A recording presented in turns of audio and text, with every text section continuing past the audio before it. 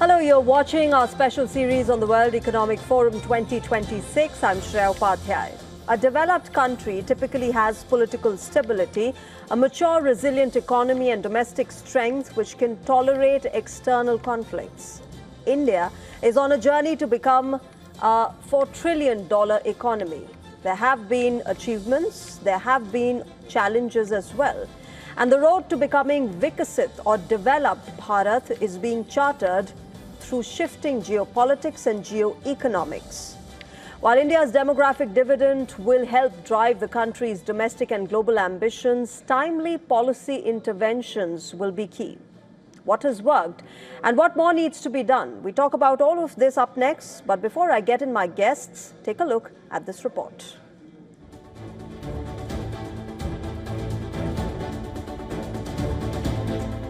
As global growth slows and traditional engines lose momentum, India has moved to the center of the global economic debate. At Davos, business leaders and policymakers are increasingly viewing India as the next major driver of global growth.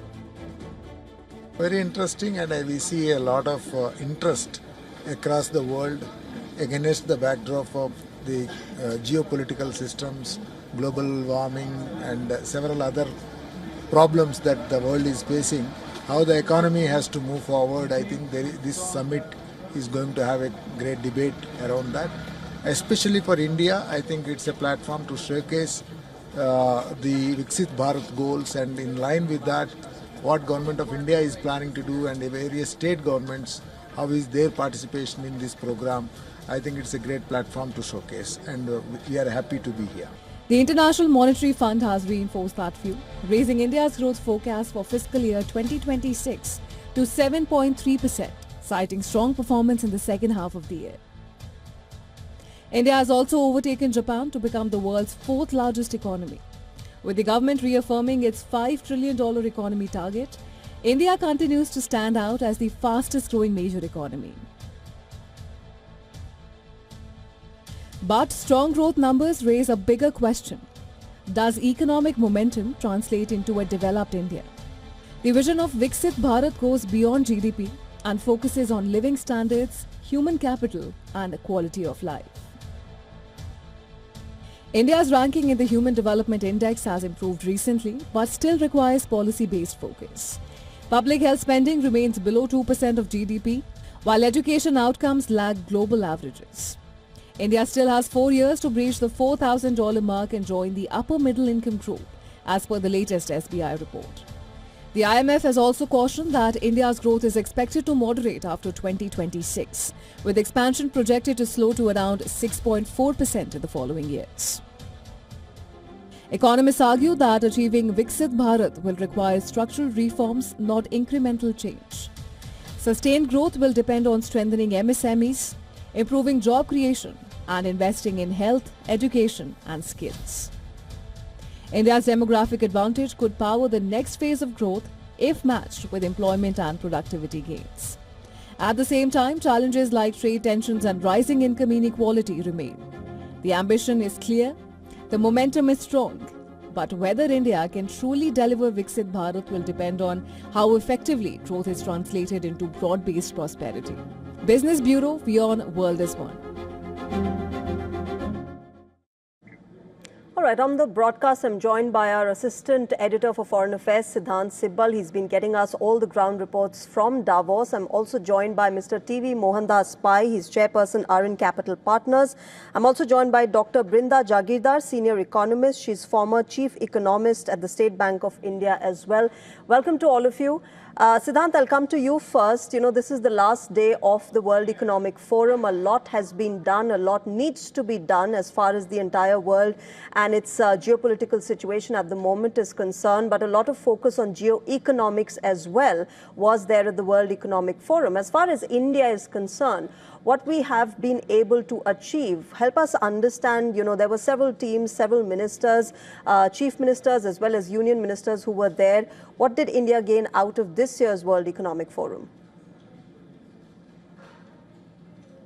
Well, India had the largest pavilion, and with large pavilion comes large conversations. And we know almost 9 Indian states were present, some represented at the chief minister's level, top official levels.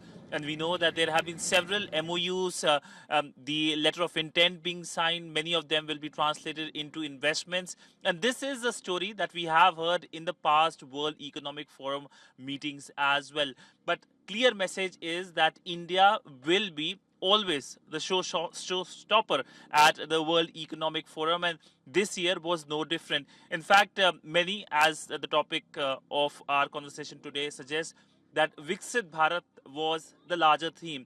The big theme, if you look around the India pavilion, was partner with Bharat, and that is the message that the Indian officials, the state government chief ministers, they gave to the investors. And this is something that is only going to grow bigger in terms of how the Indian government under Viksit Bharat has been able to ease the processes of investing in India, and to also translate that into larger infrastructural growth. Right, Siddhant, thanks very much for joining us at the moment and getting us a perspective of what India did there at the World Economic Forum. With that, of course, let me turn to our guests also. Dr. Brinda, I'd like to start with you. 2 days from now, India will be celebrating her 77th Republic Day. It's taken us 77 years to become the fourth largest economy of the world. Help us understand what has worked for us and why did it take so long? Thank you. Let me put this in a bit of a context. Yeah. So it took us 60 years after independence to become a $1 trillion economy.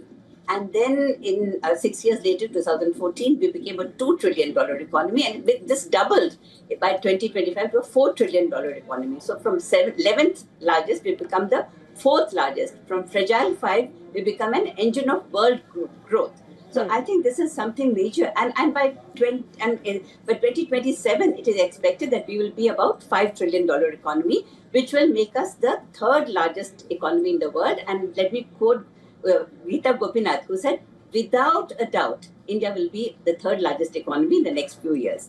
Having said this, let us look at the background, the context. This happened now. This was achieved against a background of inclusive growth. More than 250 million people, according to the World Bank statistics, have been brought out of poverty. India has been able to, is self-sufficient in food, is giving free food to more than 80 million people, and it is the largest exporter of rice to the world. So more than 40% of rice exports come from India.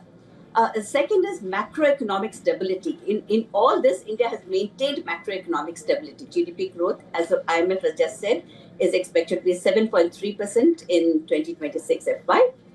Inflation is about 2%. Fiscal deficit, 4.4%, which is unlikely to be breached. And the current account deficit, less than 2%. So all this is very manageable. And in all this, the S&P has upgraded India's rating to BBB, which is investment grade. Not only this, the banking sector has also been cleaned up. The gross NPS have come down to about 2.2% by September 2025, according to the RBI's report, Financial Stability Report, which means that now the banks have more capital which they can lend to support growth. And in fact, by December, we've seen there's a 15% growth Y-on-Y in bank credit to the commercial sector. And finally, look at the corporate sector also. Their interest coverage ratio has gone up, which means that they are in a position to meet the debt obligation very comfortably, from something like 3.7% in FY20 to 6.7% in FY25. Yeah. So all this is very supportive of growth. Okay. Mohandas Pai. There's a lot to be done. Of course, the picture is not over, but then I stop here. Of course, the picture is not over yet. India has a lot of, it's a long road ahead as far as India's journey is concerned. But Mohandas Pai, you're somebody who's in the private sector, has worked closely with the government as well. And obviously, the kind of reforms and policies that we've seen over the years has also helped us, apart from, of course, the fact that we are a younger population as compared to other advanced developed economies. We are an expanding market. And so a lot of the world's manufacturers, a lot of the world's sellers want to come to India to make sure that this expanding market is theirs as well. Yeah, it's true. But, let me try to answer your question. Viksit Bharat is it going to be a reality or is it going to be something else? From 1950 to 1980, India grew at 3.5%, population 2.5%, per capita income 1%. 80 to 90, 5.5%, per capita income 3.25%, and population 2.25%. 91 we opened up, but the magic started. 91 we had $275 billion. 2025 March $3.94 billion, $1 trillion, and we have grown at 8.2% a year for 34 years in dollar terms. So when you speak about the future of Viksit Bharat, we have a great probability that we're going to be Viksit Bharat. Nobody needs to have any doubt or any fear about that because we have done very well. Liberalization has helped. Many good things have happened. We could have grown faster, but it is what it is. We lifted the largest number of people out of poverty out of China. And today we are on a very good high growth path. So I think we should have no doubt about where we're going in the future. And I do believe that between now and 2035, we'll grow at 7 to 8%, and we could be at $10 trillion, depending upon the rupee dollar rate by 2035. We invest more than $1 trillion in capex every single year, as per the national income statistics. Our corporate sector is possibly one of the top 3 most profitable corporate sectors in the world. The only challenge that I see is that the cost of capital is very high, because if you look at all $4 trillion economies, the cost of capital is 6 to 9%. Ours is 11 to 12%. Now, we need to do greater reforms. But remember, in a political economy, reforms also are political. This year, we're going to have a lot of reforms. We have to reform the agriculture sector, which had a setback, primarily because of the fact that political opposition was there due to vested interest. We have to open up the economy to more foreign investment, to have competition, because in this economy, we are, as consumers, are paying more money for our goods, and the corporate sector is making money head over heels. I can give you data if you wish. And we have to make sure that the foreign exchange regulations are eased. What we need today is regulations for a $4 trillion economy to go to 10 trillion. What we have today is regulations for a $1 trillion economy, which has grown to 4 trillion. Okay. So I think many more things have to be done, and this will make sure that more and more people... in the same breath, I want to ask you this then. What would you say to critics who keep pointing out the fact that while there is a sense of optimism that we've been able to achieve what we have been, there are also certain infrastructure challenges that we are facing? A lot of people online would put videos of homeless people saying that, look, this is the state of the 4th largest economy. What would you say to those people then? Well, I would tell all these people to look at data and understand where we were 15, 20 years ago and where we are today. We are still a poor country. Our per capita income is only $2,900. It's not going to go up to $40,000 in a jiffy. It's going to take time. It takes time to grow. It takes time to execute. We are much better today in infrastructure than we were 10 years ago. 10 years hence will be much, much better. Our needs for investment are very, very large. We have come a long way. We'll go a long way. You can't expect that India will be a developed country at the whisk of a magic wand. There is no magic wand except hard work, investment, and struggle, right? Yeah. So all these people who pass these loose comments, I will say, look in the mirror. Look at the last 10 years. See how we have grown. And we are going to make it happen. Okay. Whether they criticize or not, India is going to do well. Let's be very clear about it.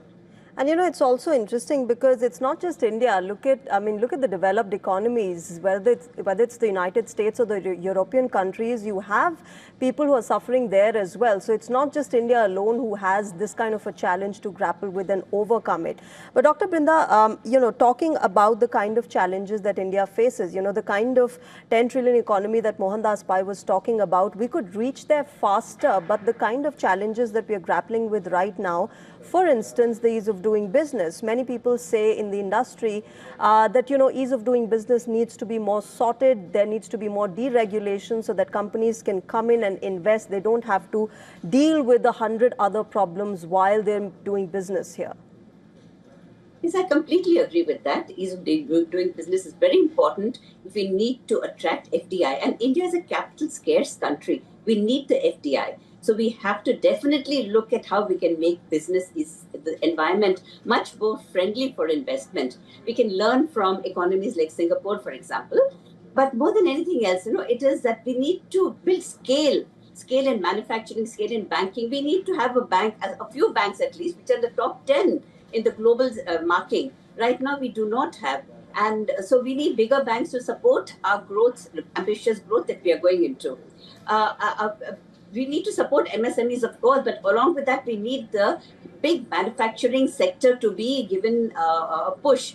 And not just the new industries, the semiconductors, the artificial intelligence, solar panels, etc. All these, telecommunications. So all these industries must be given a push. Like, for example, with the PLI scheme, what have we seen? That electronics has now become the third largest industry in India today. After export item, after engineering and petroleum products, it is electronics, all because of the PLI push. So we need to give something like that, like I said, along with MSMEs, because MSMEs are the backbone of the economy, and they're the ones who are going to provide the major jobs. But along with this, I think we need to look at the fiscal side also a little more closely, because you see that the collections are slowing down.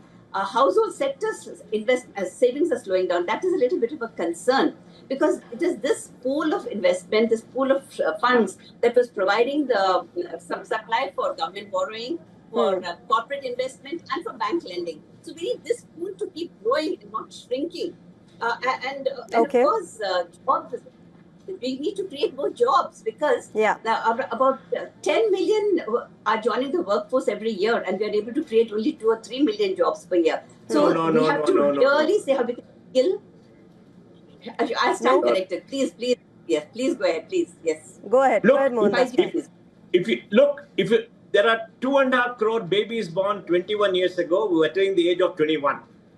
Maybe 1.6 crore, 1.8 crore require jobs, because the rest will get married or go into agriculture. EPFO says we are producing 1.2 crore new jobs. The jobs are being produced. In most part of South India, there's a shortage of people for jobs. The big problem is 80% of job pay less than 25,000 rupees a month, which is not enough to keep body and soul together.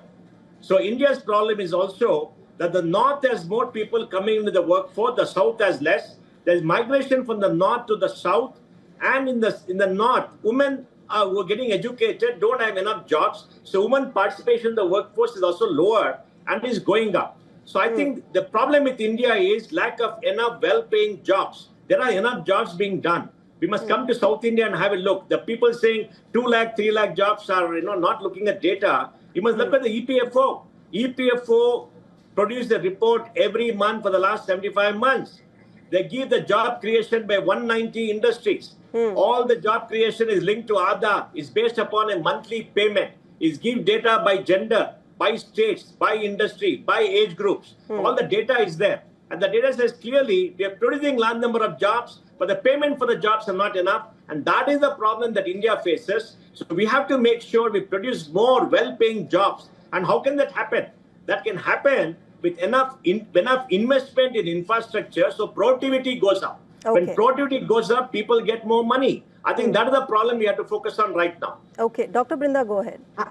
I agree. I agree with what Dr. Pai is saying. But at the same time, we need new types of skills which we do not have. That is a big problem now. There are companies which have openings, but they're not able to find the right kind of people. So I would say skilling and education is a big challenge over here. And productivity, yes, definitely. The incremental capital output ratio is something like around 5 now. Now, this definitely needs to be brought down. We need to produce more with the same amount of capital that we have. Improving productivity is very important. Logistics cost, for example.